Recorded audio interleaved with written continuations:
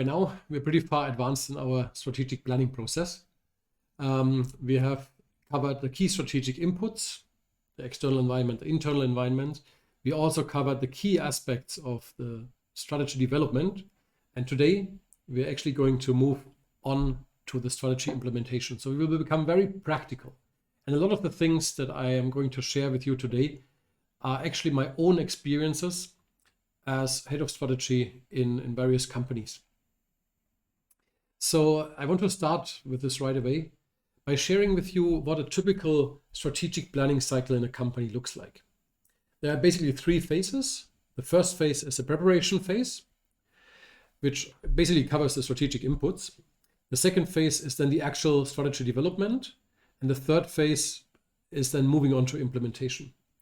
So in the first phase, that typically happens around July, maybe June, July, where the strategy team sits down, looks at the external environment, looks at trends, and then also studies the internal environment, the strengths and weaknesses of the company, and uses that as the baseline and the input for the strategy development.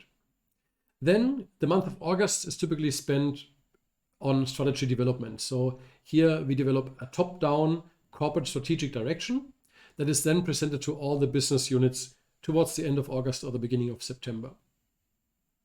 The months of September and October is then used for the business units to come up with their strategic plans, bottom up, based on what they have heard in the strategic plan presentation in the first draft. Around the end of October, beginning of November, all the business units then have their strategic plans and also a first draft of the budget. And this is then presented to the board of directors towards the mid of November. With the input from the board of directors, there is some final revision, which brings us to the beginning of December. And that's the time when the strategic plan typically is complete and the budgets are being set for the next year. And then we move on to the strategy implementation. In December, we develop the project plans, and then from January onwards, all the plans are being executed and implemented. So, in a nutshell, here are the key steps from strategy to implementation. So the first big step is to develop a strategy paper. From the strategy paper, we can derive then strategic initiatives, so key strategic projects that will help us implement the strategy. Then there is an implementation planning step and road mapping that then leads to the implementation and measurements. Here we put in place KPIs and key measurements to implement the strategy. And ideally, if we do everything right, that leads to the desired impact, which of course ideally should be above average returns. So I want to go now step by step through this process and start with the strategy paper. So the strategy paper is a comprehensive, well-structured document. And in its core, it summarizes the findings and the recommendations that come out of the strategic planning process. Now, there are different time horizons for this strategy paper, but typically it's either a 3-year or 5-year planning period, so a 5-year time horizon. Very occasionally, there are also longer term visions that might be considered, for example, an Agenda 2030 or Agenda 2050, but that happens quite rarely. Typically, it's a 3 or 5-year planning cycle. Now, this paper, the strategy paper, is typically structured like this. So I took here a 2021 strategy paper with a 5-year planning cycle. We would start in the first chapter with the current state of the business, which typically includes some facts, figures, tables, and on the current performance, as well as a full year landing, what we call a landing. So the forecast for the remainder of this current year and the financial outlook for this year. The second chapter is then the environment, so the economic environment and the competitor environment, industry trends, and so on. The third part is a high-level vision, typically coming from the CEO or from the chairman or from the board of directors, which is the high-level 5-year vision for the company. So if we are in the year 2021, that would be the vision 2026, so 5 years from now. Chapter 4 is then the core of the document, which is probably about 70% of the document, which is the strategic plan, the actual strategic plan 2022 to 26, so 5-year plan in this chapter 4. Then this is followed by a financial forecast that is based on chapter 4. So chapter 5 directly flows from chapter 4 and gives a financial forecast for the next 5 years, and then also the budget for the next year, in this case 2022. And then typically there's an appendix with lots of details and lots of additional information about the strategic plan. Now, these papers, these strategy papers, can be very short. So I've seen strategy papers as short as 3 to 5 pages, but typically they consist of about 50 to 100 PowerPoint slides or 50 to 100 pages with a lot of details on the strategies as well as the strategic initiatives that come out of it. Now, I would like to provide you with a couple of frameworks, useful frameworks to structure the strategy paper. And basically in my past couple of years in strategy and strategic planning, I have used either one of those 4 frameworks. So the simplest one is the one on the left, which is a simple list of strategies or strategic initiatives. So it's very simple, typically 1 to 5 or 1 to 4 key strategies that the company wants to implement, and then a few lines of details. This is ideal for single business unit strategies for simple businesses. If the business is a bit more complicated, like for example, it has several business units, then a structured list is the next level of complexity, where it takes basically that simple list from the very left and breaks it down into different areas. So for example, in a hypermarket business, you could talk about the actual grocery and hypermarket operations, as well as the real estate operations. So the real estate that happens around the hypermarket. So basically the real estate strategy could be 2 areas to cover in a structured list. Now, for businesses that use different time horizons, especially when there's a crisis and you need a short-term and a long-term set of actions, it might make sense to use a time-based structure. So in different horizons, you talk about the strategies in the short term, in the medium term, and in the long term. For example, short term could be the next year, medium term could be the next 3 to 5 years, and the long term could be 5 years and above. The most systematic and comprehensive framework is the one on the right one, which is the strategy house. This is basically applicable to any business, any type of business, but is ideal for businesses that are more sophisticated in their strategic planning process. And for this one, I would like to just explain how this typically looks like. So in the strategy house, the roof basically is the vision. So this is the high-level vision, the 5-year vision, coming from top management, from the board. And this roof, this vision, is carried by the strategic pillars. So strategic pillars could be, for example, an international expansion pillar. So that could be pillar A, for example, could be international expansion. Pillar B could be a digitalization strategy, for example. And then pillar C could be a revamp or a revitalization of the core business. So different pillars that carry this 5-year vision.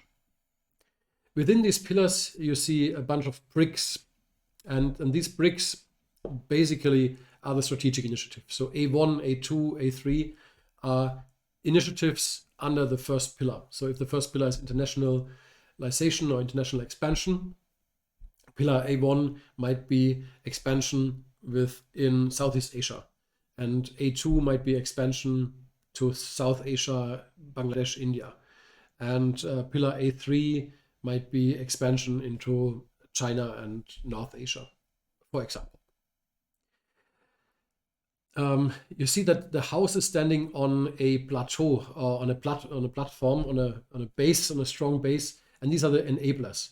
Now, enablers are typically things like a strong human resource strategy, putting in place IT infrastructure or digital infrastructure. Sustainability is typically also an enabler that supports the entire strategy house and ensures that all of these strategic pillars actually are stable and happen as they should. And these enablers are core to make this happen. So you see the strategy house gives a very clear structure to the strategy and basically covers all the elements from the vision to the strategic pillars through to the enablers. So once we have the strategy paper written, we need to move on to strategic initiatives and translating basically what is in the strategy paper into specific initiatives. And here I took an example from a strategic plan that I had written, and this is something that is very public, so I can share this here, which is the 2019 plan for Meine Food. And in this plan, we listed each strategy, and then later it was translated into specific initiatives. So here in this example, the strategy is to set up an innovation engine, so a dedicated team that would take care of innovation, new meals, new menus, new concepts, new formats. And on this page that you see here, we highlighted examples of other companies that do that implemented a similar initiative. And we explained how this initiative could look like for Meine Food. And out of this, we established 3 initiatives. So they were directly derived out of this single page. And these 3 initiatives, in this case, were to establish a dedicated team of 3 to 4 people. The second one was to build a facility, a kitchen facility, that would basically be the home of this innovation team, an innovation lab, so to say. And the third was then to change the processes and implement systematic work processes that would incorporate this team and this facility into the day-to-day work of Meine Food. So these 3 initiatives were actually implemented. So the result, and again, this is very public, was that the Meine Food Innovation Team MFIT was set up in April 2020. Also, the facility, like the 340 square meter MFIT Innovation Facility, was opened a couple of months later at Riverside Plaza in Bangkok. The team consists of chefs, of 3 chefs that work across all brands of Meine Food. And in terms of the work processes, initially this was led by myself, by the Chief Strategy Officer, and later was handed over to the Chief Marketing Officer once it was successfully completed and the processes had been established. So this is a typical case example of where a strategy is translated into initiatives and then those initiatives are being implemented. A useful tool for strategy implementation is a simple Excel table like this. So you see here a simple list of the key pillars and initiatives being derived from this. And then in the 4th column, you see the action items that come out, obviously here standardized and for confidentiality reasons. So the what is actually sitting in that action item column. And then each action item has a due date and an owner. So by when does it need to be completed and who owns this. And this is a very useful tool to have regular project updates and follow up, because that increases the likelihood of making the implementation successful. And frankly, this is where most companies fail. It's relatively easy to put in place a strategy and the strategy paper, but then to make it happen is a totally different game. And tools like this, like a simple tracker, help to make this implementation happen. Now, out of this implementation plan could be specific projects and specific initiatives. And for those, it might make sense to develop specific project plans. So this is the example of the repositioning of the Coffee Club Thailand, another case example from Meine Food that was implemented in 2020. And this strategic initiative was translated into a basically 10-week project that was also led by the strategy team. And after the 10-week implementation project, it was then handed over to the business as in terms of ongoing impact tracking and implementation. Now, what is typically helpful is after a strategic planning process, you have a lot of activities, a lot of strategies and initiatives that come out of those strategies. It can be very useful to map those out on a single Gantt chart like here.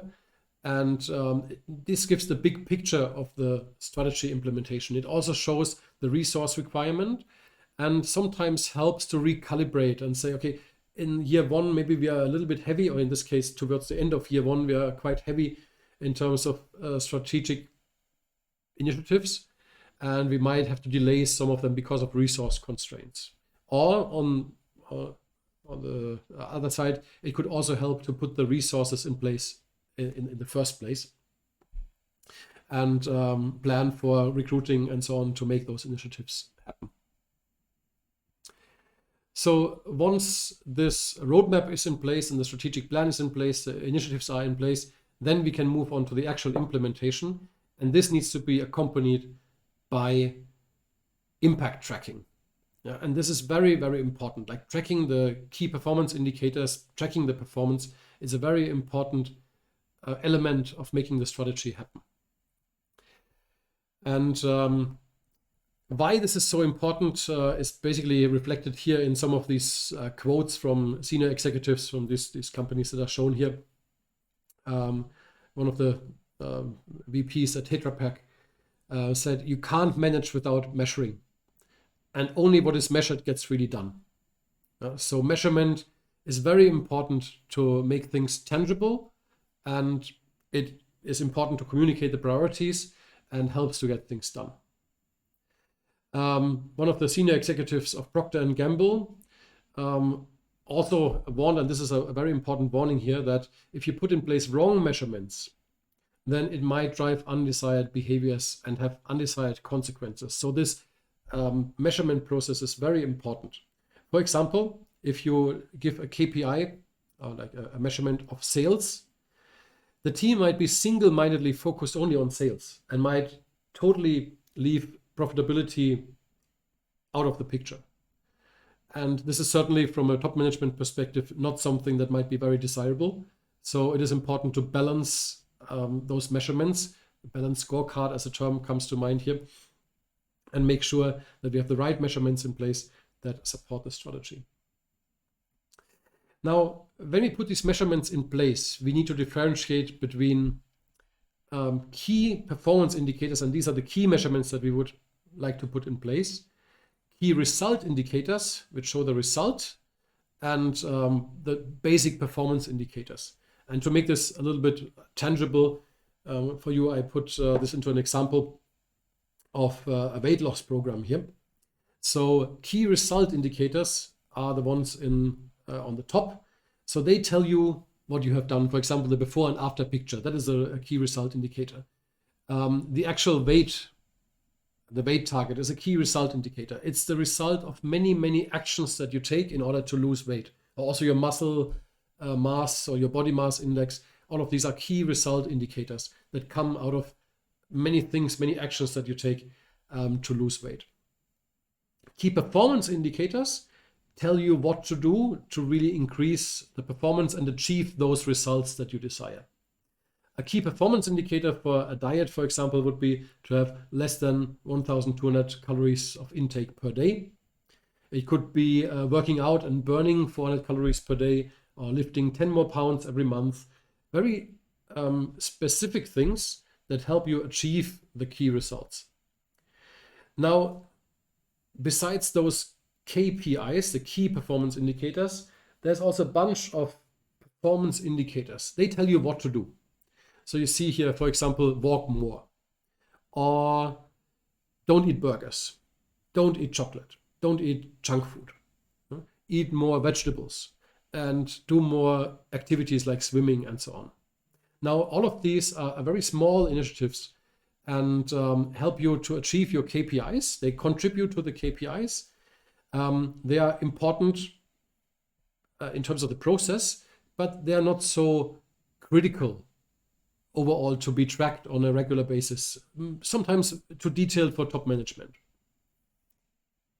So to get an idea of how to do the performance tracking and how to set up these performance indicators, it's easy to get overwhelmed with too many performance indicators.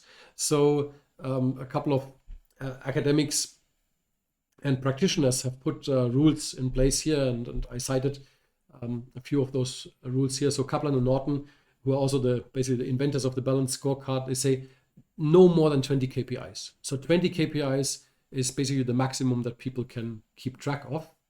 Hope and Fraser even say fewer than 10 KPIs. I pretty much like, and that's why I put the picture of the book here as well, David Parmenter, a book that I can highly recommend, called Key Performance Indicators. A little bit dated from the year 2007, but still highly relevant now, 14 years later. He put in place a rule of thumb, the 10-80-10 rule. So the rule of thumb is that the performance scorecard should have 10 KPIs and 10 KRIs. So 10 key performance indicators and 10 key result indicators. And then on the side, you can track up to 80 or so performance indicators, but these are typically not part of the performance scorecard or of the balanced scorecard. So basically going pretty much in line with Kaplan and Norton, who say no more than 20 KPIs. So Parmenter follows that rule and says 10 KPIs and 10 KRIs. So once all these measures are in place, then we can start implementing and tracking the performance. And if we do things right, then we get to the desired target, which is to achieve above average returns, meaning we beat the competition in terms of the returns and the results of the company. And basically we could stop the strategic planning process here, but in the next 3 sessions, I would just like to give a few more details of this implementation process and a few tools and frameworks and processes of how to make this successful.